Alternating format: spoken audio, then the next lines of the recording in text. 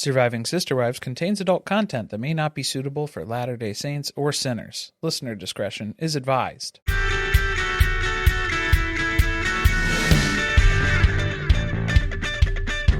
Hello and welcome to Surviving Sister Wives. I'm Corey.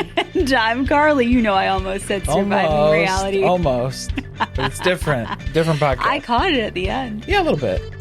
Very professional of me. Okay, it's been a long day. It's been a long day. It has. So The Bachelorette got canceled today. Spoiler. So I guess we won't be covering that after all. I guess not. Oh well. But that's okay because we still have Almost Married. Almost Married. This is chapter 4, pages 60 to 69. Maybe it's time to make a move. You think the catfish did that on purpose? The 69. Oh. Ending a chapter there? Ending one there specifically? Mm-hmm. Maybe. Maybe it was intentional, I suppose. Or was it serendipitous? Oh, I guess it could have been that too. So where we left off last week was Sam's health was in decline. There's just too much physical activity, late nights, too much stress on the body. He had to have emergency heart surgery. Then he puts an offer on a house for Meri in the same development as the one he purports to live in Las Vegas. And things are worse than ever with Kody. Yeah. Because Meri has told him, stop coming over. And yet he continues to return more frequently now than he has in the past. Well, yeah, he comes over now more after she told him to stop coming over. We know why. Oh? Did we do it? Robin's right. been telling him, you gotta go there. You gotta sleep on the couch. You gotta see Meri. You gotta snoop. Yeah, you gotta get me some details. Maybe you can just pop up by surprise, and if she's doing something she shouldn't be, you'll catch her. Come over unannounced more, and then that'll be better. I think there were a couple motives going on there. Maybe. How disappointed was he when every time there was no one there? Yeah. Because he's like, Robin keeps telling me that Mary's cheating, but like I can't catch her. If I could just like catch her red-handed in the middle of an affair. Red-handed, banana-handed, however you need to catch her. That'd be it. He could get rid of her guilt-free. Yeah. I mean, that would be best case scenario for him. So he's really trying. Robin's trying to coordinate this. It looks like he's heading for the projection room above the gym. Stop. I was just going to say it. No, it's the projection room above the auditorium. Yes. Coach Carr? Okay, scary. We're on the same page there. We're getting dialed in here. It is now May. Allegedly. We've made it 2 months into this relationship. Kind of. And it's an anniversary because they are celebrating their anniversaries month to month. It's not just a paperwork shuffle on that day. It's an important... March 2nd was a day to be remembered. Yeah. So we're here May 2nd and we're at another anniversary. Yeah. So Sam's getting upset though, because we are 2 months in and you haven't like rearranged your entire life for me yet. Where's your commitment? Starting to doubt your commitment to Sparkle Motion at this point. And so that's just, it's not really working out. Meri keeps talking about, we're making these plans, and then she doesn't actually go out and do any of this stuff that would lead to her leaving Kody. So I don't think they're really making plans. Well, I think that they're talking about things and idealizing I think things. they're dreams. Yeah, these are like... They're dreams for Meri. They're plans for the catfish, because I bet you the catfish was so hopeful that Meri would actually go through with this stuff. And that she would be able to get Meri to completely leave the family. And then at the end, there'd be this big reveal that like Sam didn't exist. This is a moonshot. Yeah. Of best case scenario for Sam, for the catfish in this circumstance would be to get Meri to leave Kody and then just have that be kind of like the end of this relationship. Is that what we're working towards? Yeah. But she's making excuses for why she's dragging her feet. Right. She's like, I have all of these contractual obligations to film this show. Well, and she left a voicemail where she's talking about trying to protect her business and his businesses. But wasn't that just euphemism for sex stuff? So maybe she's trying to Just protect so her confused business, now. and then something about Sam's business and giving him the business, maybe as part of this voicemail. No, maybe not. Something else. It could be something else entirely. We don't know, I guess. Maybe I don't know. she's saying that because she's trying to figure out a way to avoid a scandal. Right. You know? The business that she's talking about protecting, it's not my sister wife's closet at this point, right? We're talking about the leggings? LuLaRoe? I don't think she started selling them yet, did she? No? So is this the I'm the unclear juice on the stuff? timeline for that. Yeah, this is confusing. Well, yeah, Which business? they were part of multiple MLMs. She has been doing the Live green juice, green water, whatever it is. Green goo. She sells green goop. Health wellness drink. Supplement. It's a supplement. It's a supplement. It's something that is probably not very successful. There's, various forms of quackery that's going Thank on. you. That's what's happening here. With health as a priority, though. She's got to have an income stream if she's going to leave them. So that's what she's talking about potentially. Yeah. And then, of course, she needs Sam to stay employed. Oh, I mean, for how much longer? Yeah, he's having health issues now, too. It's a big concern. What is it? What's going on here? What's strange here is where it's like Sam is disappointed in Meri so much at this stage in their relationship, where Meri has to go out of her way to reassure Sam all the time, because that's how this relationship is set up now. This is the power dynamic that's been established, is where Meri has to continually keep coming back and groveling to the catfish here. And it's just different ways of embarrassing her, because we're going to record all those voicemails, transcribe them in the book, and post them on the blog. So I kind of think the catfish was padding the paragraphs a little bit by adding in the transcripts of the voicemails. Yeah, this was a rough 9 pages here to get through. Yeah, and bit. I want to say like 2 whole pages was just transcripts of voicemails. And photos, some photos too. So yeah, we did. Photos? There were some photos. Did you see the photos? No, I didn't see any photos. Not photos of the transcripts and stuff, but of the spoiler alert. Oh, I'm sorry. There was a photo of the flowers. A tweet. Oh, and the flowers. And the flowers. Okay, I did see that. Yeah, okay. It was old news to me. Didn't stand out. Yeah, No, it clearly didn't. didn't. It wasn't. Break It the wasn't mold. new information. No. So there are a series of voicemails that Meri leaves for Sam here at the beginning of May, and Sam is talking about them positively, and I'm very confused about how this is being framed. Do you want me to read the first one? Oh, I guess. Yeah. I don't know you where you're copy going and with pasted it. So you were so sweet yesterday when we talked in the afternoon, when I had my little temper tantrum with you. Thank you for that. Nobody has ever done that and been there and told me how much they loved me after something like that. Usually they're pushing me away or walking away from me. She starts to cry. So please don't walk away from me, Sam. Thanks for noticing. I know I'm not at my best when I'm having temper tantrums. Okay, so what's weird was then the catfish is following up on that voicemail and goes, she would say all these wonderful things and I would melt and forget to be mad at her. Forget to be mad at her because it sounds like you are mad at her. Forget to be mad at her? Yeah, so what was the reason of why were you mad at her? Because she wasn't making moves to leave Kody fast enough? Like that's what they're going to say it is? I feel like there were other more manipulative things that were going on at this point in time. Agreed. But then that's not being presented to us because then that doesn't look good for Sam. Mm-hmm. So yeah, we're only getting the one side of this where it just shows Meri continually trying to make an effort here in this relationship. Yeah, and the reality of that day is that Meri sends multiple voicemails. It ends up being like 3 messages. And each one gets more and more desperate because he's not answering the phone. Yeah. So for the catfish to then say, I would just melt and forget being mad at her, that does not sound to be true from the voicemails that we have. Yeah, it sounds like you're still ignoring her and she's getting more and more desperate. There's no like reconciliation. There's no apology.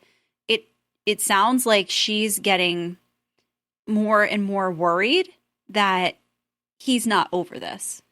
Yeah. And that he thinks that she's not committed enough to this relationship. Right. And then this is where it's interesting too, because then we're getting some other stuff like the confessions that Meri was spilling here at this point. Some stuff that Sam was even like, I'm not going to tell anybody about it. Some of the things that she said. I'll hold those for my second book, Almost Defamed. That's the special secret stuff here. But no, then it's the, ideology that Meri's experiencing. Everybody leaves her in the moment where she needs them the most. And she's saying that she needs Sam in a lot of these moments. And then Sam's like abandoning her in this time of need. Okay, I feel like maybe that's a little manipulative on Meri's part, too. A little bit. Even though I do think that's kind of been her life experience from what we've seen on the show. You're giving too much information to the catfish because they're saying that that's an insecurity that you have and a weakness. Yeah. And now they're figuring out how to exploit it. Yep. Because then throughout this chapter, we have the catfish coming to Meri's rescue and continuing to promise that he's not going to go anywhere. Yep. He's staying by her side, that he has unconditional love for her, which is something that her husband can't offer her. Which is true. Kody said that on their murder tarp date when we watched that. Yeah. It was, maybe some people love is unconditional for them, but not for me, not for Kody Brown. Mm-hmm. Not able to do that. Don't have that.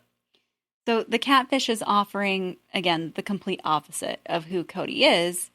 And that's a very tempting promise to Meri. Sounds very appealing. Yeah, it sounds good on paper. Appealing. So soulmates. Yeah, it sounds like you're shaping up to be, if you're the opposite of Kody, even though Kody was a soulmate, because then we get into a whole bunch of soulmate discussion here, because that's what Sam was even questioning Meri on. How can one person have more than one soulmate? And Mary's like, oh, you can have a bunch of soulmates, though. I bet you the catfish was upset about that.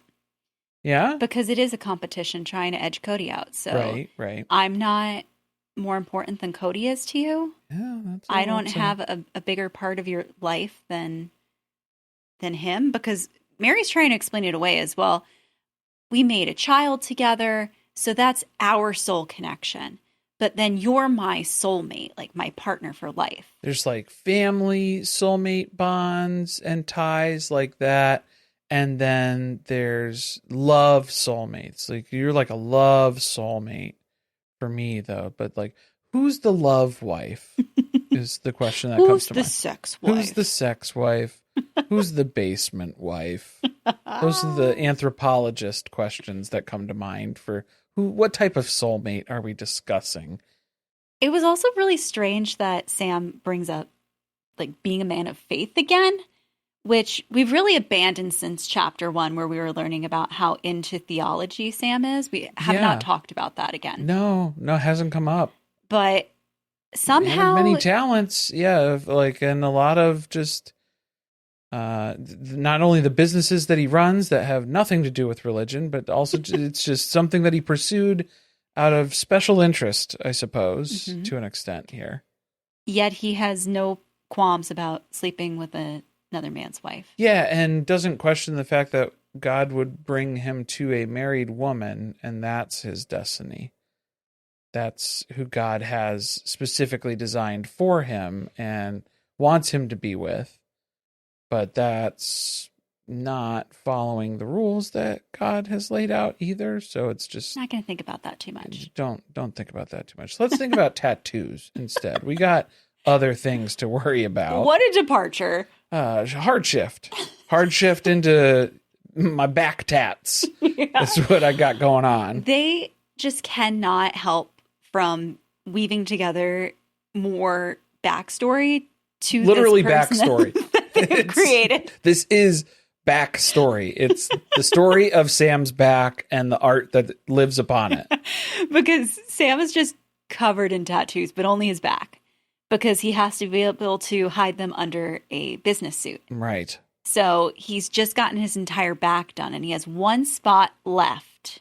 And he's getting a tiger on there. El Tigre, yes. It didn't even have like a story behind it. No, just that just he saying, likes... you like telling stories. Why not give us a story behind the tattoo? Eye of the tiger, that sort of thing. Big fan of Rocky. Also, it's not like dedicated to Mary or anything. No. It's not for her. She didn't pick it. That's a little too much. A little too much of a commitment at this point. I think it was just... I don't even know if the tattoos are anything that Sam talked to Mary about at this point.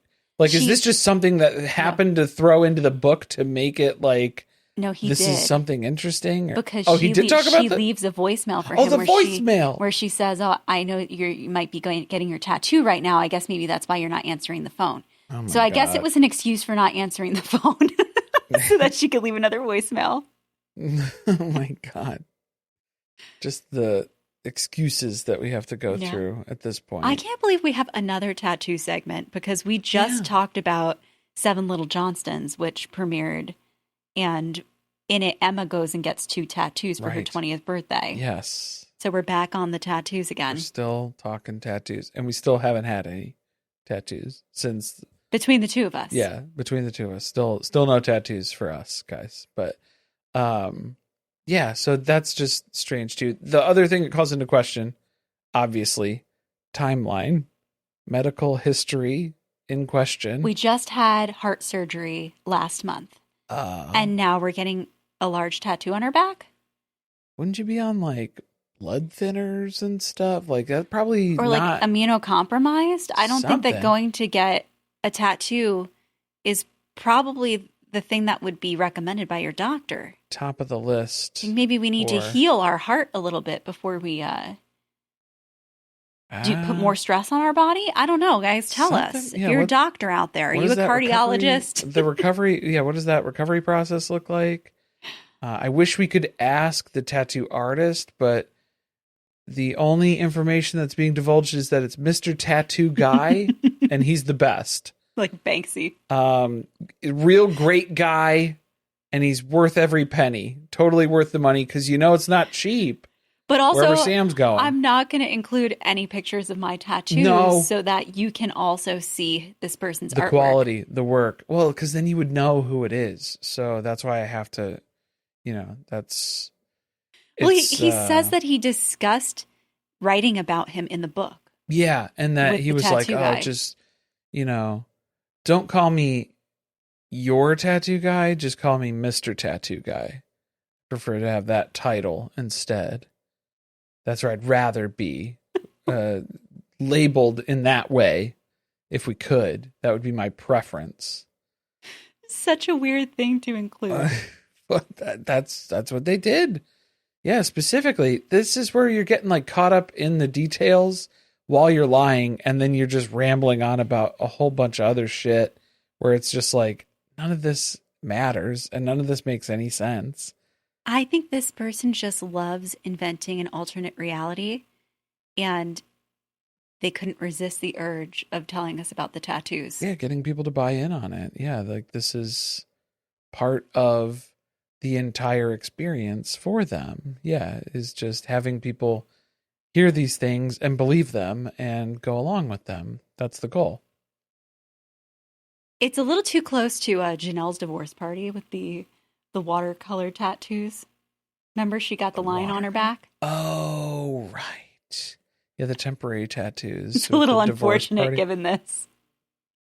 There's a lot of things that have echoed and resonated throughout the TV show that replicates a lot of Mary's experience with the catfish. It's weird. It's strange. But like nobody knows. The family isn't aware, I don't think, that they're... You don't think that they've read this book? That they've parsed through this or like heard Janelle wouldn't waste online? her time. Right. You don't think Christine would have read it? She reads a whole bunch of trashy books. Okay, I do think that if anyone did it was Christine. Yeah. And in the tub with a bottle of wine. Just cackling to herself the whole time, kicking her feet up in that tub. Oh, yeah. She's all under the bubbles, and she's in the there. The bathroom's just covered in water. And Robin can't figure out how to make a purchase of a book. No, she can't open a PDF. That's her. This is a digital book? She's still waiting for it to come in the mail. Oh, I must have typed my address wrong. We know she doesn't check her email. She doesn't check her emails, guys. She doesn't. That's a fact here.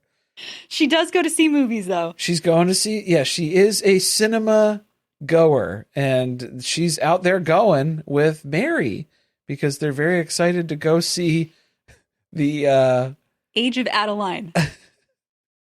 The critically acclaimed and highly anticipated film. It's a Blake Lively film. Blake Lively. You can't get away from her either, huh? That's a Robin pick. Do it. That feels like a Robin pick. And that's definitely like, I've never seen the film, so I can't make fun of it too much. I'd never heard of it. Harrison Ford's in it? Really? Yeah. Didn't expect that. Huh. Who knew? But I looked up the explanation of what the movie's about. So she's been alive for, I hope I'm not spoiling this for anybody. If you haven't watched it since 2015. I've gathered this much from the one clip that I saw. Oh, you watched a clip? I watched a clip where she walks into the door. Her boyfriend's introducing her to his dad, Harrison Ford. And then Harrison Ford recognizes her. Because she's been alive for 80 years. And I guess he dated her. So it's like she just dates everybody in the same family, I guess. She's not aging. Right. It's a Benjamin Button type movie. Okay. That they just... Robin loves a movie where people don't age. Yeah. Yeah. This is very Twilight adjacent. Pretty close. Yeah, it came up in the recommended watch, and so she was like, oh, yeah, I definitely need to check this out. Absolutely. That's what's going on here. So why did he bring this up? Because she came home and just told him about the movie. It's just, this is an insight. Well, there's like an insight into, I know Mary's schedule. I know what she's doing on these days. And so I feel like that's another just like power move as part of it too. But then also it was because, Mary was highly anticipating this movie that she wanted to go see. And then she had to tell a catfish all about it and how it's this riveting love story that transcends time and space. Just something else for the catfish to incorporate into their love story, huh? Yeah, I feel like a lot of it is, because then that's what it was like, then we start really connecting on, what movies have you seen? What movies do you like? And this is where we find out Mary's favorite movie is Serendipity with John Cusack. I wonder if that held up. You think that's still her favorite movie? Does it leave a sour taste in her mouth now? No, a banana taste in her mouth? I don't think she can watch it anymore after having bonded with the catfish over that. Yeah, maybe not anymore. I could see why Serendipity would appeal to this audience, though. Mormons who believe in things being predestined. Oh, yeah. Yeah, definitely. I mean, that's what the whole movie is about. Literally, start to finish is just about bumping into the same person until you start bumping uglies. Bumping hips in the kitchen. Knocking hips. Yeah. Oh, hips something. And it didn't sound like that's what I said. No, I don't know. Okay. I don't know if we can lead into it right now. Given the timing, you're bumping hips and stuff. Well, let's keep vamping then. Okay, yeah. So for favorite, what do you think Mary's favorite movie is for real, though? Because that's what she told the catfish. Her favorite movie. She's told us this before. So if you guys remember and we don't, please don't. Well, she likes hold it against Matthew us. McConaughey. How to Lose a Guy in 10 Days. How to Lose a Guy in 10 Days. Is he? Because that is the antithesis of what she did. She took the long way How to Lose a Guy home. in 10 Years, starring Mary Brown. That would be the spinoff there that she would do, an alternate version, sort of a reimagining, if you will. Sorry, Maisie's making noise. Oh, no, again. She's scritching her ear. Maybe you should go down. Oh boy, in your little house. She's not interested in any of that. Okay, that's fine. Well, let us know. I'm waiting for Carly to go into it because you said that you were going to do this. I didn't know if the timing was safe. It's highlighted. What Let is us it? know. What? Let us know. This is a professional podcast. Pay attention. Everybody listen up. Listen up. This is very important.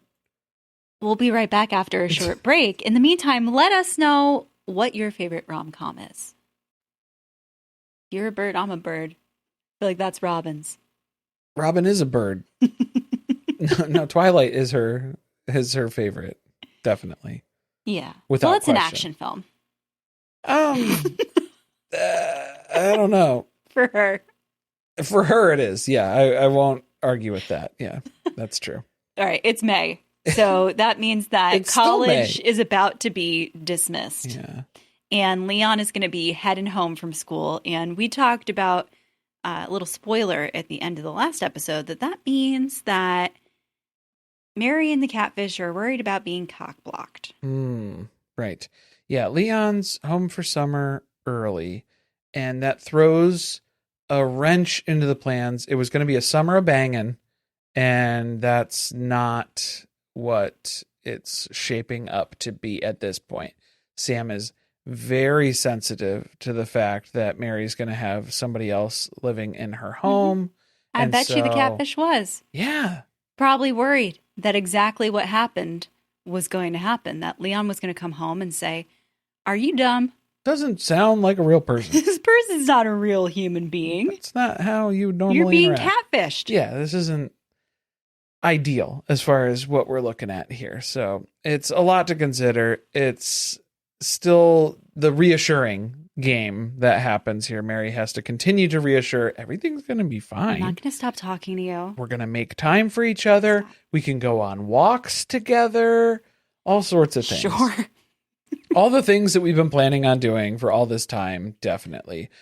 And Mosby ended up catching some strays in this chapter here Yes. because allegedly Mosby is not house trained, is not potty trained. I think to Mosby be fair, was Mosby's a puppy at this Mosby point. was a little pup. Yeah. So that just worked out in Sam's favor anyway, because that gave Mary a whole bunch of time to just hang out outside with Mosby. And that just made it easier for them to, sneak away and talk on the phone. Where the phone Leon some couldn't more. hear. Yeah. Mm-hmm. So that works out. Why are you complaining? Now, Why are you another complaining about that? creepy detail that they dropped was how Mosby's named after a TV character. Okay. And What show? How I Met Your Mother. Okay. I had to look it up, by the way, Yeah, to I find don't know. that out. I don't know what that is. Yeah. Which then I was like, really? But a little basic, but okay. Okay. I don't like that. I just feel like it's another dropping something to show how much the catfish knew about the Brown family Yeah. without having to ever be around in person or hear that information from that individual. Mm-hmm. Because Mary was having conversations about their lives with the catfish. Not just about Mary's life, also including Saul in on the phone calls.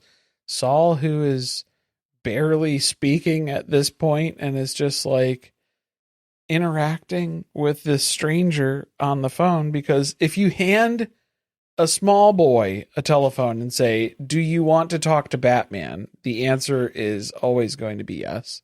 Yeah. See, I don't like how Mary framed that too, because then Saul isn't going to go back and say something Right. about who he spoke to on the phone. He's going to say Yes. he talked to Batman. Of course. And they're going to think that he's just playing a game, Yeah. doing something, some sort of Some silly. fictional thing that a small child's mind has come up with That's that what's going didn't on. really happen. Kind of. But I in the mean, meantime, she's putting him on the phone with a crazy person. yeah, not great. No. Not great at all. You Yeah, know definitely what? not okay. I know there's been a lot of discussion about that time that Robin didn't let Mary take Saul on that trip to Utah. Mm-hmm. Well, because Totally understand, uh, especially after this. I believe, if my recollection does not fail me, she let her take Brianna, though, right? Yeah, she was like, "This one can fend for herself." She'll be all right. Yeah, she'll be. So she'll tell me whatever happens Look, when she comes taking home. Saul to guilt Leon into talking to you, kind of gross. Why don't you take Brianna for that? I got All one right, that's going to be... We're going to deduct a few points for that. There's an offset there, I think, at least, that we can Mary consider. was like, Leon really likes Saul better, though.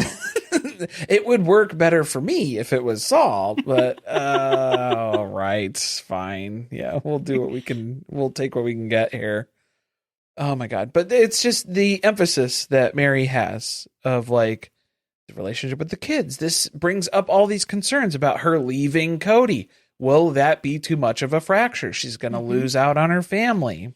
She really does not care about Kody. She does not care about Janelle and Christine. Yeah, and it was kind of those moments too where she had to let Sam know, my two older sister wives, they're not going to miss me. If we're being totally honest. No love lost. Yeah, they're not even going to realize I'm They'll gone. probably celebrate. If anything, yeah. But, I think that things are pretty much over with me and Kody, too. Like, I don't even know if Cody's going to be that upset. You know who's going to be really heartbroken over this whole thing is my dear friend, Robin. She's going to be just completely beside herself when she finds out that this falls by the wayside. But I think she's going to root me on. I think she's going to cheer me on and say, hey, that is... Meanwhile, she's walking around you. telling everybody that Mary's having an affair. In an attempt to help catch her in the process to then get her out of this situation. Obviously. Sure. For her benefit? Maybe. Maybe. It could be. Yeah. She does want to make sure that she still gets to be in the kids' lives. So that's her main focus is how do I get out of this, but not damage my relationships enough that then I won't have the kids, because the older kids she feels closer to. The younger kids, they don't really like her. Well, and we lived in separate houses. There's not the same bond. Yeah, it's just different. They're all her kids. Right. And she wants to maintain those relationships. And I like how Sam was like, and I support you in that. Yeah, for like holidays and stuff, you go spend time with the kids and with your extended family and stuff. I'm not going to go with you to any of that, mostly because I don't exist. But I won't be joining you for any of that. Like, I support it, and that's great, and I'm happy for you, Mary, but you're not going to catch me at Thanksgiving with you and all your kids. There was a sentence immediately after that was like, but they're always welcome in our home. Okay. I guess just not on holidays. Yeah, or not all at the same time, and then definitely maybe not with the adults. Maybe not with the adults. I think that's the real caveat here that would come into play, perhaps. But this is like showing you how ridiculous this entire thing was and how far-fetched it was. That Mary is essentially drawing up a plan to leave that is her idealized version of how she would get out of this family. Because she's unhappy with Kody. He's unhappy with her. She wants to leave him, but still maintain the relationships with the people that she wants to have connections with. Best of both worlds. Yeah. And then she's magically found a person who does not have a family of their own, mostly because they don't exist. That makes it hard. And that creates this opportunity for Mary to spend most of her time with the family on holidays and things like that. Yeah. So now this is an interesting point in the catfishing saga, because this is basically as Mary and Kody are on the rocks, I suppose. This is where Robin starts snooping around more, because not only has Kody been popping in more at Mary's house, now Robin's showing up on like a weekly basis. Just checking in. Sniffing around, but also because Cody's been telling her, oh yeah, Mary's really depressed. And that's word that's traveling around the cul-de-sac now, is that it's just, oh, Mary's feeling real blue. She's all bummed out. Well, this coincides with the time where Mary starts getting sick. She doesn't know what's going on. Yeah, that's another surprise for us here in this book, because as it turns out, Mary had a medical condition that she contracted. What is this? H. pylori? H. pylori? H. pylori, I think is how you would say it. It's a bacteria thing that you get. She suspected it was from bad food, is what she said. She ate some bad food at an out-of-state wrestling tournament, which, okay. So that was when Hunter had his wrestling tournament in, it was in the same state? I don't know. Well, they might have had but it was in February. They might have had other ones and stuff. Gabe was wrestling too. Well, no, he might have been too young. He wasn't in high school yet. It was in February. It was because it was the beginning of the season that we have been rewatching. Okay, yeah. So that February, March, April, almost to the same point in May because it was like the 15th. Yeah. She's been sick for months with this? Okay, so you can get like food poisoning because she said she ate some bad food and then like got sick the next day. And then if that's just going to linger and stick around for like 6 months, that's not food poisoning anymore. So then that's what they're saying is like, yeah, this is bad. She's got to rebalance her gut. You're like ill. I'm sure Kody has some supplements for that. Boy, no, I don't think that's going to be the answer here. She needs some creatine. You need some antibiotics. This is a bacteria. This is you need a Z-Pack. Oh, they don't believe in that. But like the gross part is if you read up on it where it's like, oh, the common transmission stuff is saliva, vomit, fecal matter. So it's like most of the time it's contaminated food and water. Does this track though? Because she's going to the doctor and saying, hey, I lost a bunch of weight recently. I'm having a hard time eating. I don't know what's going on. They're like sending her in for like endoscopies. Like she's having scopes done and stuff. Yeah. What did you have mentioned? Yeah, I ate some bad food and I haven't felt right since then. And then they would probably test you for some common strains of bacteria. Yeah, I'd bump that to the top of the list as far as like symptoms. When did this start? I mean, I'm not Dr. House or anything. I did diagnose someone with POTS yesterday. Oh, that's true. Yeah. Mm-hmm. So that has come up recently. But that's a lot of people. A lot of people getting diagnosed with POTS now. It's true. It's true. Yeah. That's sometimes the health anxiety comes in handy when people need that knowledge. Incredibly obscure. You're like the Chat GPT of diagnoses. I don't believe this one. No, you don't think that this was I think Meri was stressed out from this situation that was going on with the catfish and having to make a very big decision of whether or not she's going to leave the family. You don't think that? That's why they couldn't find anything wrong with her. Okay. It was stress. I was surprised that, we didn't end up with any scat stories in here that were just mixed in. Perhaps is Sam a scat man? And that's what's happening as far as the transfer of what's taking place here. It doesn't no exist. idea what you're talking about. I'm talking about poo-poo play. If we're willing to go there. I'm going to posit a theory. I'm glad I didn't understand what you were talking or about. Or supposit a theory, I guess. Wash your hands first before you're going to eat after that. Okay? Like, you got to take care of that. Maybe it's all of those late nights they've been spending together. Yeah. Yeah. It's burning the candle at both ends. Burning the wick at both ends, I guess. Or something. But yeah, to just experience consistent weight loss here, this just becomes another rescue moment where Batman gets to swoop in and say, hey, you got to go to the doctor. Yeah. She wouldn't have gone to the doctor and figured out she had this bacteria. You know, it's going to get to the point where I'm going to have to come and drive you to the doctor's appointment if you just won't go yourself. Or maybe don't threaten with Lindsay. that. Maybe don't threaten with that. Maybe I'll threaten, I'll stop talking to you if you don't go to the doctor. That's what's going to happen. So I'm threatening to cut off this relationship if you're not willing to take care of yourself by going and getting this checked out here because you're in the midst of a medical conundrum. I don't remember if we watched that episode again recently. Of House? Which one? No, I'm sorry. Of where Meri goes to the doctor. Oh, yeah. Mm-mm. Yeah. No, she was very... she was not divulging a lot of information at that time. So she was keeping things very tight-lipped and very heavily under wraps there, where she was just like, yeah, I don't know, got some stress. Been thinking about going back to school a lot recently.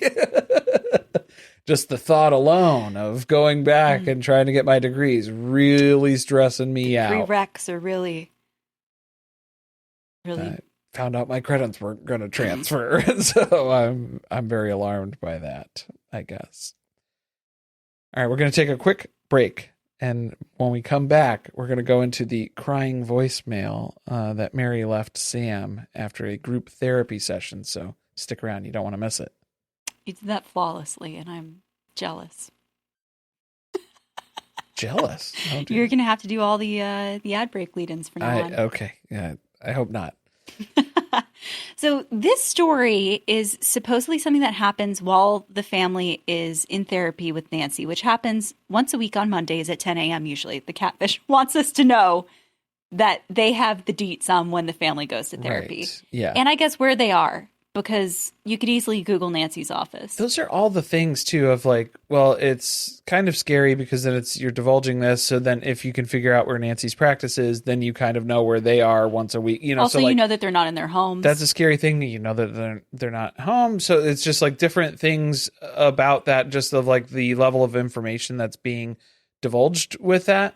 But then also I think it is kind of like a breadcrumb for any of the family members who would read the book or find out information that's in the book, where it's like, yeah, that is when we went to therapy, and that was when we had it. So it like confirms that sort of intricate because detail. Now again, you can't figure out what's true and what's not true, because some of it is true. Some of it is true, and some of those are very personal, detailed bits of information. So how much of it, you don't know where the truth starts and ends. Mary is playing 2048. It's just 2048. It's a number game. Did you ever play that? No. You never played that? Oh, it's a good one. That's a good one for the. Still on people's phones? It's just come on your phone. Was it one of those on games? People's phones. Remember when your phone would have games pre-installed? Does your phone have any good games on it? My phone will just randomly install games without. Really? Yeah, and I don't like that. That's upsetting. Yeah, I don't like that. When they gave us that U2 album that nobody wanted. Yeah. So I think it's because my phone's so old. So then it's just like, oh yeah, here. You probably they're just doing whatever they want to do now. So it's like, oh, okay, that's fine. I am a strange person because I don't play games on my phone. No. Well, this was a good one for the airplane. So like I had this one. Okay. It's kind of like a puzzle game. It's a number game where you basically like, it's these different blocks that start off as numbers and then you swipe them. Do you have to do math? Yeah, kind of. You're just trying to like pair stuff up though. So it's like a placement, like you're swiping things and you're trying to get the numbers bigger. Kind of like Tetris? Kind of. There's like a Tetris-like element to it, but you can swipe the blocks. It goes like any direction, like left, right, up, or down on this grid. But then like everything slides over. So it's just like there's a puzzle component to the game. So that's what Mary's doing in therapy while Kody's talking. That's wild to me. Okay, have you ever just busted out your phone? Look, I haven't done group therapy like that before, where it's like a family thing. But usually if somebody's like ranting, mid-rant about something, and you whip out your phone during the therapy session. I feel uncomfortable just taking my phone out sometimes, like at dinner while someone else is talking.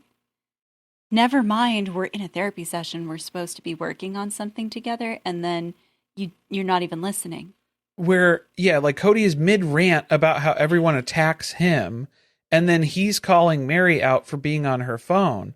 And then she's like, oh, I have a note from Robin that this is my coping mechanism of playing. Excuse me, I got an official accommodation. I'm allowed to play games on my phone while you talk. Yeah, this is ADA compliant now. So if you're going to be in breach of that, I don't know if that's a risk you're willing to take. At this also, point. Do you care if Mary's paying attention? Kody?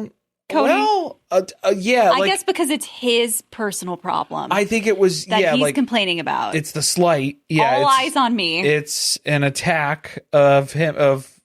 Mary is not paying attention to the concerns that I have. Yeah. So yeah, thank you for your attention to this matter. A big issue. That's a big issue. That's the energy it's bringing. A little bit. So when he's calling her out on it, and she's like, "Whoa, you're coming at me sideways about this because all I'm doing is playing with my phone during therapy. Sue me. I'm just trying to decrease my anxiety. Something, I guess. But then Mary's like, oh, if I listen to all your stuff, like, do I get to say stuff next? And then Cody's like, no. I don't want to hear that. No, I'm not here to listen to Mary. The floor was mine. Yeah. And now you're taking it away from me? That's just rude, Mary. I do think it's rude to be on your phone while someone else is talking. I do, especially in therapy. Like, that's not really a place to do that. You think this was like how long a session has Nancy had to give them? Because 60 minutes goes fast just when you're one person complaining about your own problems. Right. From my own experience. So, I mean, you got to go like 5 people. 90 minutes to 2 hours, probably like hour and a half, 2 hours. I mean, they're probably approaching like an hour and 45 minutes, and Cody's been talking the whole time. Most likely. Yeah, he's been ranting for a heavy majority of it.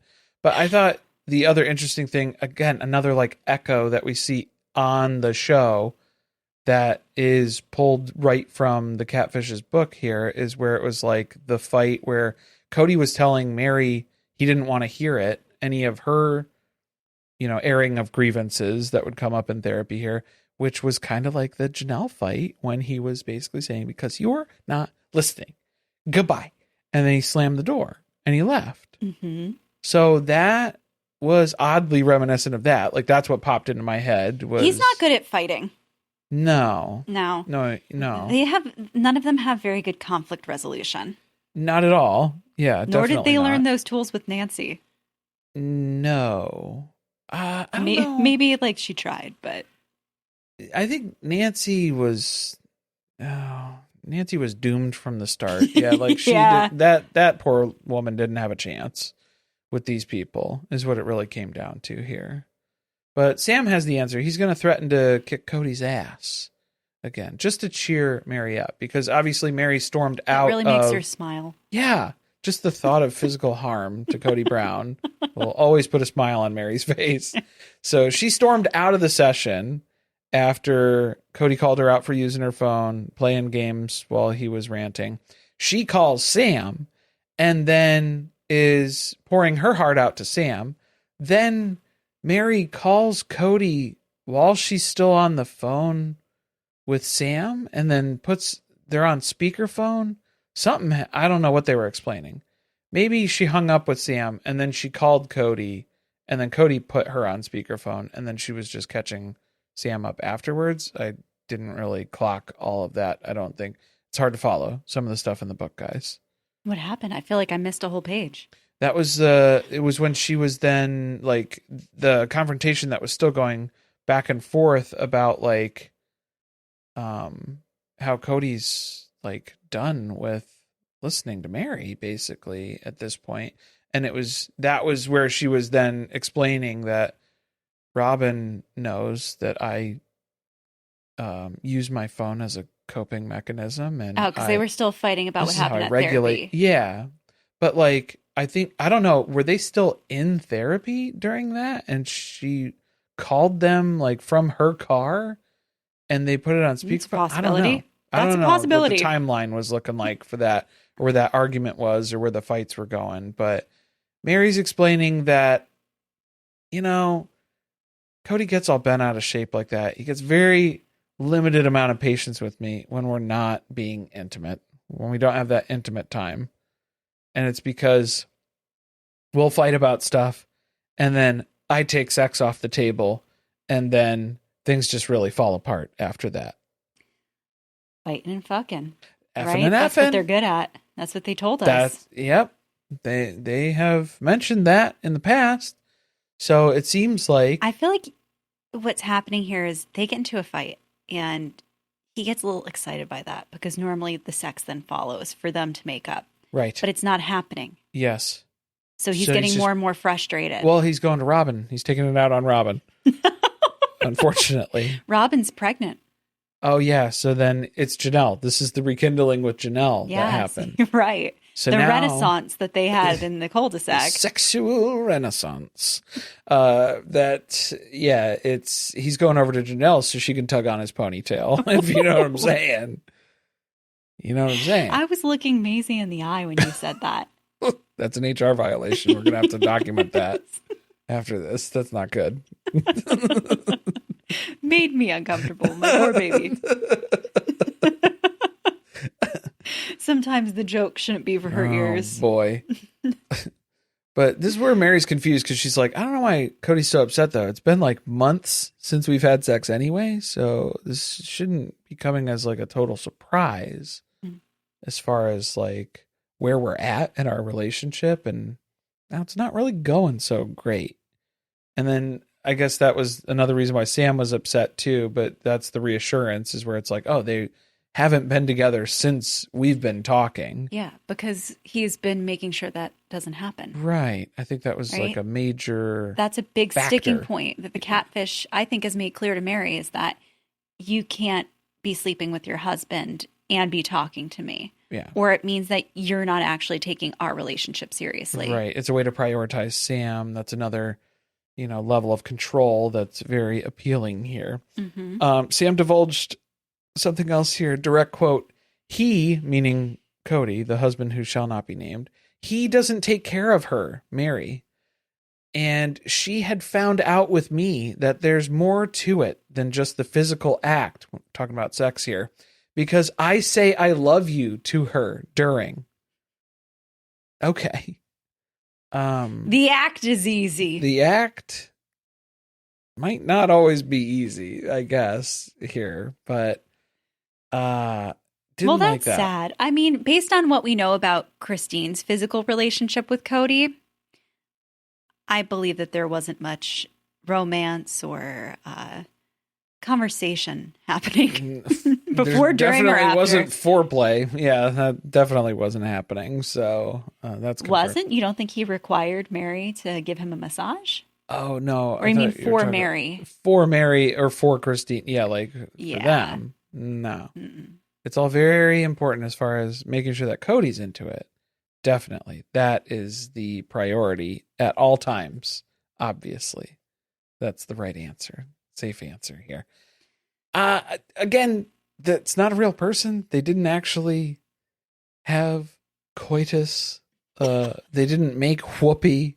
How else do we want to say this? I think they had phone sex, though. I think they had phone sex, though. And so I think that saying this of like, oh, it's the intimacy of saying I love you during these lovemaking sessions over the phone, I think that was something that Meri was experiencing that she was enjoying. And it was like, uh-oh. Yeah, well, we delved a little too deep. When you said enjoying, I was like, now I'm seeing intrusive things. We delved a little too deep here. So, okay, let's go to, we're coming up on the June 2nd anniversary. So a couple days early because it's still May, and that's how the chapters are split up. So May 30th, Meri gets some June 2nd anniversary flowers a couple days early. And that's the real special treat here. Now, this is the photo that gets posted on Instagram and Twitter. Mm-hmm. And I believe it's in the Catfish timeline on Patreon, if you guys want to take a look at it. But it's Meri with a bouquet of flowers, and she's alluding to like thanking a special someone. Yeah, for, what is it? 3 months of special, or 4 months of special friendship. Mm-hmm. Whatever it was. I mean, if you are Robin across the cul-de-sac and you think that this woman has been in the midst of an affair, and then you see her post that photo, I feel like for me, it would confirm that something is going on. And that must have been extra confusing for them. Oh, yeah. Because it definitely looks like something's happening, but they like can't catch her doing anything. Oh, and then the other confusing part here is that it's like part of a trio. We didn't say who the other person was, though. The other person was in the screenshot. Yes. It was like Dream something. It wasn't a real name as the username. So I don't know who this person was. Another catfish Most persona, likely. Probably? Yeah. Like that's the first thing I thought was it's also the catfish. Yeah. And I bet you Meri thought this was a completely separate person who asked her questions that then the catfish used that information as well. Oh, yeah. But in the meantime, it also makes it look like there's a group of people who are friends talking online. And if you thought that it looked weird that Mary's having a conversation with a man, then maybe you're a little less suspicious because there's also like another woman who's part of this trio who's friends with them. It's this man who is sending 2 women who he's met online flowers for, a couple of months of real good Twitter tweets back and forth, and totally platonic, not out of the ordinary at all for online friends. I think it's to a be cover so sending. that they could have conversations publicly. Right. And it looks like there's other people involved. Obviously. And really it's just the 2 of them. Yeah, definitely. So Sam's really patting himself on the back for another month. Job well done here in the catfishing process. A light month, though. It was a light month, but still, like, Mary's still very much confiding in Sam and, like, prioritizing Sam and her relationship here. They're still planning that escape from Kody Brown, even though, like, we haven't really put too much work into that, of, like, the actual deployment of some of that stuff that's going to happen. Procrastinating a little bit. We're a little, behind schedule on some of that. And May was it was such a loving month between the 2 of them, but things appear to be changing on the horizon here. Some stuff comes up in June. Don't know what to expect, but... Did you read ahead? I didn't. Neither did I. So we're unspoiled for next week. Unspoiled. Don't know what's coming up for June, but it sounds like things might be taking a turn. Well, what's coming up on the pod? Because we had a schedule shift, which we mentioned at the top of the episode. Shuffle around. No Bachelorette. No Bachelorette. That's not happening. ABC pulled the plug on the Bachelorette. But we are also recapping Seven Little Johnstons over on Surviving Reality. And Welcome to Plathville's coming back. End of the month. Yeah, that starts on the 31st. So very excited about that. And then obviously, we'll be catching up with the June episode here. Make sure you stay subscribed. Stay tuned for updates, and we'll keep you posted. Thanks for listening. See you next time.